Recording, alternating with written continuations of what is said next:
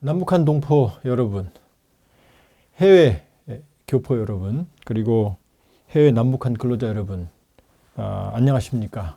대동강TV입니다. 오늘 대동강 포커스 대담 시간입니다. 지금 우려스럽게도 북한 핵 문제, 북한의 핵 위협이 이미 도를 넘었고요. 여기에 대해서 한미 워싱턴 선언, 뭐 일각 기대치에 좀 못 미친다 이런 얘기도 있지만 상당히 그 파괴력이 큰 한계치의 한미의 합의라고 보는 평가도 있거든요. 그런 상황에서 지금 우리가 냉정하게 한반도의 핵 문제를 좀 들여다볼 필요가 있는 것 같습니다. 그래서 오늘 첫 시간을 마련했고요.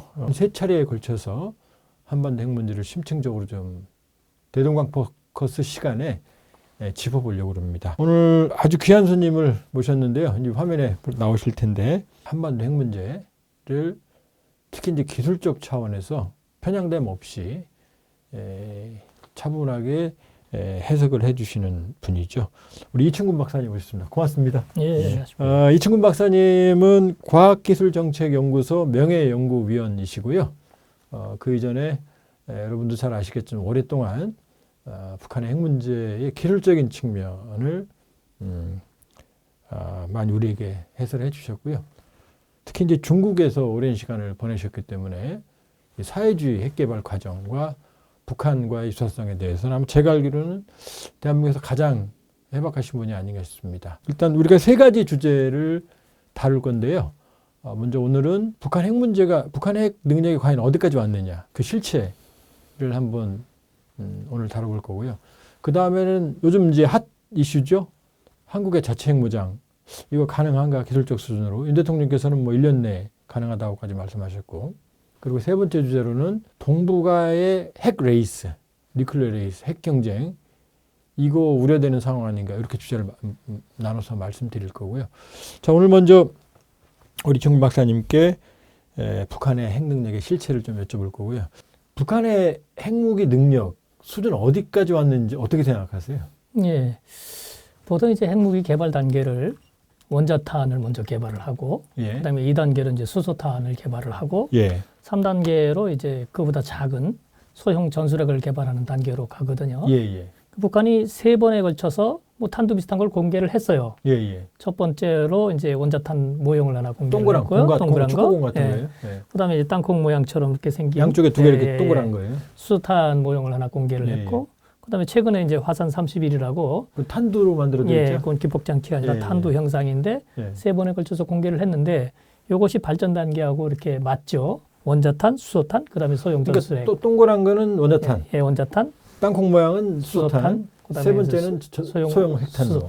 이렇게 됐고요. 6차례 핵실험을 했잖아요. 1차 핵실험 때는 원자탄을 폭발시켰다. 두 번째는 위력을 증가시켰다. 세 번째는 이제 어떤 그 기폭장치, 소형화 경량화. 그다음에 3번에서 5번으로 뛰어요. 5번은 이제 미사일 표준화 쪽으로 간 거고요. 그다음에 4번하고 6번이 이제 수소탄이거든요. 네 번째는 이제 수소탄이라고 그랬고, 여섯 번째는 뭐 대형 수소탄이라고 얘기를 했거든요. 다섯 번째는 표준화. 그렇죠. 그러니까 1번하고 2번은 플루토늄을 기반으로 한 내폭형 원자탄이다. 그런데 그 후에 이제 그 고농축 우라늄을 생산하기 시작을 했거든요. 플루토늄은 영변의 오메가2 원자로가 워낙 소형이고 생산에 한계가 있기 때문에 그걸로 대량 생산을 할 수가 없는 거죠. 그래서 고농축 우라늄으로 가면은 원심분리를 이용해서 대량으로 생산할 수 있으니까 그쪽으로 간 거죠. 먼저 내폭형 기폭장치를 개발했는데 거기다 플루토늄 대신에 고농축 우라늄을 집어넣으면 잠깐만요. 내폭형 기폭장치라는 게 히로시마에 떨어진 거죠? 아니죠. 히로시마는 고농축 우라늄인데 포신형이었고 나가사키에 떨어진 것이 이제 내폭형인데 거기는 플루토늄을 집어넣었거든요. 히로시마는 고농축 우라늄.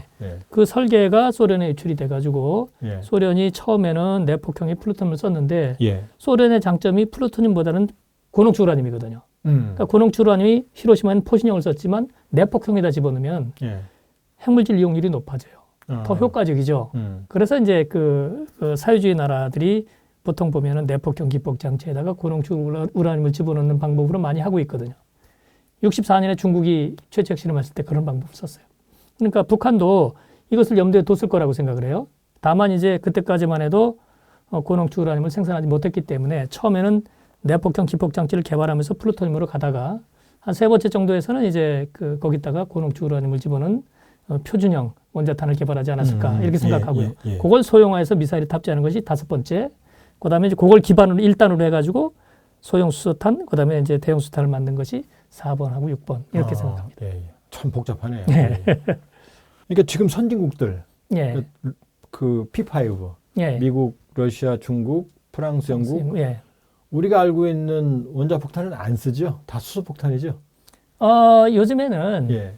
이 원자탄하고 수소탄하고 구분이 좀 애매해졌어요. 예. 그러니까 옛날에 수소탄이라고 그랬을 때는 2단으로 해가지고 굉장히 그 커다란 위력을 가진 수소탄을 많이 개발을 했는데 요즘에는 수소탄도 좀 작게 만들면서 위력을 상당히 마음대로 조절할 수 있는 그런 수소탄을 만들거든요. 그거는 1단의 원자탄에다가 2단 수소탄을 했을 때 그 2단의 핵융합 물질을 양을 컨트롤해요.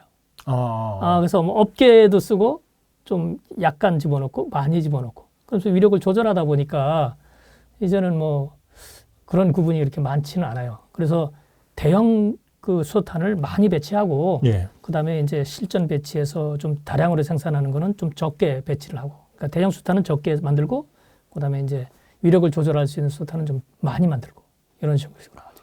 그러면은 제가 알기로 이제 히로시마 나가사키 떨어졌던 게 15킬로톤에서 한 20킬로톤 사이. 그때는 수소폭탄이 아니고 그냥 핵 분열 물질만 플루토늄하고 고농축 우라늄이었잖아요. 근데 지금은 이중수와 삼중수 핵 융합을 일으키는 수소폭탄인데도 15, 20킬로톤도 수소폭탄을 볼 수 있나요? 이게 수소탄이라는 것도 이제 구분이 애매해진 거죠. 그래서 핵융합이 주가 되느냐, 핵 분열이 주가 되느냐에 따라서 수소탄 그 구분이 달라지는 거죠. 그래서 보통 그 대위력 수소탄도 실제적으로 보면 에너지에서 핵 분열이 차지하는 비중이 높아요. 그래서 분열이 이제 우리가 알고 있는 원자폭탄. 핵 분열이 일어나고 핵융합이 일어나는데 핵융합이 일어난 것이 다시 그 핵 분열 물질을 건드려 가지고 핵 분열이 더 크게 일어나는 그래서 에너지가 증폭되는 구조를 많이 가지고 있거든요. 수소탄을 만들 때 요즘에는 핵융합 물질들을 굉장히 그 성능이 좋은 삼중수소나 이런 것들을 소량만 써가지고 일부 핵융합을 일으켜서 그 위력을 증폭시키는 그런 방법을 많이 써요. 그러면 탄도 크기가 아주 작아지지 않나요? 소형 수소탄도 요즘에는 굉장히 작아지죠. 그러니까 저희가 이제 영화로 보면 그 히로시마에 떨어졌던 리틀보이나 나가사키 펜맨이 몸은 뭐 몇 미터잖아요. 크기가. 근데 그런 게 수소탄을 쓰면서 아주 작아지는 거네요. 수소탄을 쓰면서 작아진 게 아니라 그 굉장히 핵융합 물질들을 유연하게 쓰면서 기술이 발달해가면서 또 소형화 기술이 많이 발달해가면서 그런 거죠. 그래서 요즘 수소탄은 2스테이지로 2단이 된 것은 수소탄이라고 그러고 1단이 된 것은 그냥 원자탄이라고 얘기를 합니다. 그럼 이제 자연스럽게 6번 핵실험했으면 사실 다정다양한 실험을 많이 한 거잖아요. 그러면은 지금 화산 30일? 제가 보기에 아마 폭이 1m가 아마 높이 50cm, 길이 한 60, 70cm. 요 정도면은 소형 핵탄두로 볼 수 있죠? 핵 선진국에서 볼 때는 그 정도 크기들이 중간 단계 크기라고 볼 수 있죠. 중간 단계. 그보다 더 작은 수소탄도 많이 원자탄도 개발이 돼 있으니까. 다만 이제 그 소형화를 위해서 어떤 기술을 적용했느냐, 그거에 따라서 수준이 많이 차이가 나요. 미국처럼 삼중수소를 굉장히 원활하게 사용하는 단계에서 소형하면은 그보다 더 작아져야 되고, 굉장히 작은 그 로켓이나 아니면 155mm 야포나 이런 쪽에서도 많이 개발이 돼 있거든요. 그러나 이제 그런 것을 쓰지 않는 단계에서 소형하면은 그것은 상당히 작게 잘 만들었다 이렇게 얘기가 되는 거죠. 그 제가 알기로 이제 트라이덴트 미사일 2 이제 그 전략 핵잠수함에 들어있는 거, 뭐 아무도 정확히 얘기는 안 해줍니다만 그 발사관 24개, 그 중에 뭐 4개는 폐기했다고 그러고 신전략 핵 무기 감축 협정에서 그 미사일 하나에 최대 14개가 들어간다 그러는데. 다탄두 형식이죠. 근데 아무리 봐도 그 탄두는 14개 안 들어갈 것 같은데요. 그렇죠? 자체 추진력도 없고. 거기에 들어가는 것이 그 소형화 단계에서 거의 극단적 단계까지 가는 굉장히 작은 그 소형 원자탄이죠. 그리고 그거는 W76 그 핵탄두가 들어가는데 거기에 76이 76-2가 있어요. 2는 위력이 굉장히 작은 저위력의 전술핵만큼 작은 것이고, 그렇지 않은 것은 위력이 굉장히 큰 것이고, 같은 탄두 형상이면서도 그 위력이 그렇게 크게 차이 나는 것은 삼중수소 양을 컨트롤하기 때문에 그래요. 삼중수소를 놨을 때에는 뭐 거의 뭐 1킬로톤 이하로도 내려갈 수 있는 작은 위력의 소형 원자탄이 되는 것이고 삼중수를 많이 지면 100킬로톤, 200킬로톤까지 크게 수소탄 정도까지 올라갈 수 있는 그런 위력을 보이죠. 근데 저도 뭐 그 조금 뭐 핵을 들여다봤습니다만 그 다탄두의 경우에는 예. 이제 떨어지면 날아가면서 하나씩 떨어뜨리는 예. 거잖아요. 그러면 이제 이 연필심 모양으로 돼 있고 예. 요게 자세 제어를 하면서 각자 위치를 찾아가잖아요. 예. 근데 화산 31 같은 경우는 아무리 봐도 예. 그런 장치가 없고 예. 그냥 동그란 그냥 어디 삽입해 놓는 끼워 놓는 장치 같거든요. 그렇죠? 예. 그러니까 이건 다탄두는 전혀 아닌 거죠. SLBM 같은 경우는 ICBM이고 예. 거기서 이제 ICBM도 다탄두는 개별 유도 다탄두가 있고 아니면 그냥 일반적으로 폭탄처럼 떨어지는 다탄두가 있거든요. 예. SLBM 미국의 트라이던트 들어가는 거는 다 개별 유도 다탄두라서 예. 굉장히 정밀하게 들어가고 소형화 정도도 높고 거기 삼중수를 잘 쓰고 있는 것이고 북한의 화산 31은 ICBM이 아니죠. 뒤에 나와 있는 투발 수단을 보면 대부분 단거리 미사일들이고 그러니까 하나에 하나씩 들어가는 거죠. 예. 무엇보다 ICBM은 이렇게 그 추진체하고 나중에 탄두가 분리돼가지고 탄두만 떨어지는데 예. 요 북한이 보여준 것은 대부분 탄두하고 탄체 일체형이에요. 아, 그러니까 같이 떨어지죠. 어디 끼어서 같이 가야지 혼자만은 못 떨어지는 거죠. 투발 수단하고 같이 떨어진단 말이에요. 분리가 되지 않고 그러면은 그 기폭 장치에서 좀 그 배터리나 이런 부분들은 탄체 쪽으로 분산시킬 수가 있어요. 아, 배는 그냥 순수 터지는 것만. 예, 그렇게 할 수도 있다는 거죠. 그래서 그거는 ICBM이나 SLBM하고는 좀 다른 형상이다. 아, 그러면 그 우리가 알고 있는 일반적인 MIRV 다탄두는 곧 마지막 연필심 같은 거 하나가 모든 걸 다 처리하잖아요. 예. 근데 그 모든 거 장치를 그 화산 31은 긴 미사일 안에 전체에서 해결하는 거거든요. 예. 현재 추정은. 예. 그러면 그 화산 31 터질 거라고 보세요? 아, 그거는 뭐 실험을 해봐야 되는 거죠. 예. 그거 실험을 해본 적은 없잖아요. 예. 그래서 이제 핵실험 여부가 이제 논란이 되는 거죠. 예. 북한이 자신 있게 만들었다고 하더라도 예. 신뢰성을 검증하기 위해서는 한번 폭발 실험을 해야 되는 거죠. 그래야 그 다음 단계로 또 나갈 수가 있는 제가 궁금한 게요. 예. 미국이나 러시아의 탄도 보관하는 데는 예. 화산 31처럼 저렇게 뭐 벽에다 그림 걸어놓고 쭉 예. 나열하고 무슨 저기 초등학교 예. 이렇게 학습실처럼 저렇게 안 해놓거든요. 예, 맞죠. 저 전시용이었죠. 시차를 오니까 예. 최고대사가 시차를 오니까 김정은의 어떤 그 보여주기, 그다음에 설명을 충분히 뭐 말로 할 수 없으니까 그렇게 도식화해서 보여주는 것이라고 볼 수 있죠. 지금 북한의 주력이 예. 그러니까는 히로시마 나가사키의 분열탄이라고 보세요. 아니면은 최종 형태인 지금 말씀하셨던 이 분열탄에서 수소폭탄 용합탄에서 전술핵탄 소형화. 이 셋 중에 1번, 2번, 3번 어느 거라고 보세요? 옛날 소련 같은 경우에는 원자탄을 만들고 예. 그다음에 수소탄을 만들고 중간에 중폭탄이 있는 예. 거죠. 예. 그랬을 적에 수탄에서 중폭탄은 이제 원자탄을 핵 분열을 더 크기를 키운 거죠. 수소폭탄은 예. 아니고.